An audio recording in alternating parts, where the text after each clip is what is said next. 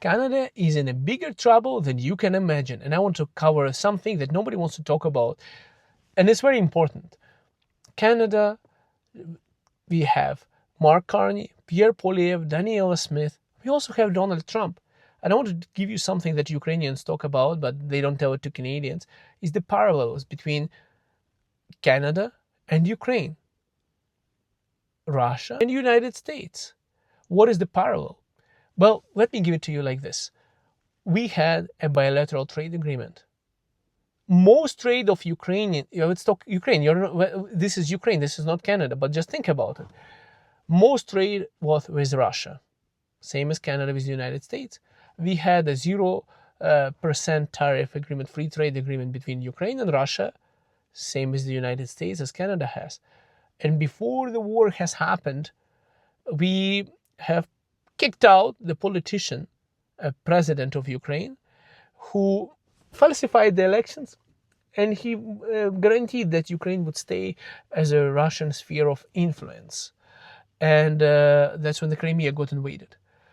Tariff war has started, and sanctions, inspections, dispute with our main trading partner, which was Russia, caused a problem.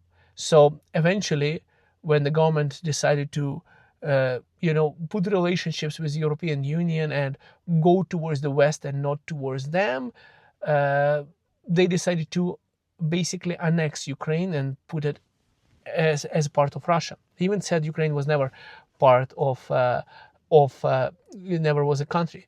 Doesn't it sound familiar to you guys about what's going on with the United States? Artificial border, politicians that don't want to open up Canadian borders, that do not want to reduce the dependency on the United States, trade east and west, and putting those agendas that literally put us in a binder where the capital, like Imperial Oil, just shut down its operations in Calgary, 900 jobs lost. I mean, it doesn't look very familiar. A lot of Ukrainians are very concerned about the things that are happening between Canada and the United States. And when they claim that it's an artificially drawn border, just guys, I want to say, but be careful. Just be careful, please.